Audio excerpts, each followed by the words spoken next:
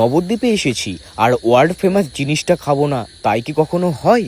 আর এই world famous জিনিসটা কি সেটা জানার জন্যই বালুরঘাট স্টেশন থেকে একটা ট্রেনে উঠে সোজা পৌঁছে গেলাম মহাপ্রভুর শহর নবদ্বীপ স্টেশনে।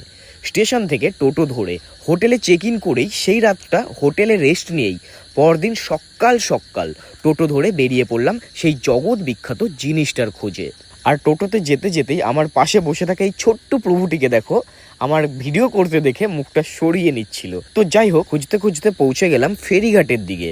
আরে এই তো সেই জায়গা, রামকৃষ্ণের মিষ্টান্ন দোকানে ঢুকেই দেখলাম অনেকেই ব্রেকফাস্ট করছিল, তাই আমিও ভাবলাম যে আজকের ব্রেকফাস্টটা না হয় এখানেই সেরে ফেলি। তাই ছোলার ডাল এবং লুচি দিয়ে ব্রেকফাস্টটা সেরে নিলাম। আর তারপরেই আমার নজর পড়লো সেই জগৎ বিখ্যাত জিনিসটার দিকে, যেটার স্টল কিন্তু আলাদা করেই করা ছিল এখানে। হ্যাঁ, এইটা হলো এইখানকার মানে নবদ্বীপের বিখ্যাত লাল দই বা ক্ষীর দই। আর এতগুলো দই একসাথে দেখে আমি লোভ সামলাতে না পেরে ফটাফট কুপন কেটে অর্ডার করে দিলাম এই ক্ষীর দইয়ের। আর এই সেই নবদ্বীপের জগৎ বিখ্যাত লাল দই বা ক্ষীর দই, যেটা এখন আমার হাতে তোমরা দেখতে পাচ্ছ, যেটার কথাই কিন্তু আমি এতক্ষণ তোমাদের বলছিলাম। যাই হোক, এবার খেয়ে দেখি কেমন খেতে এটা। দারুণ খেতে তো ওটা, পুরো মাখো মাখো।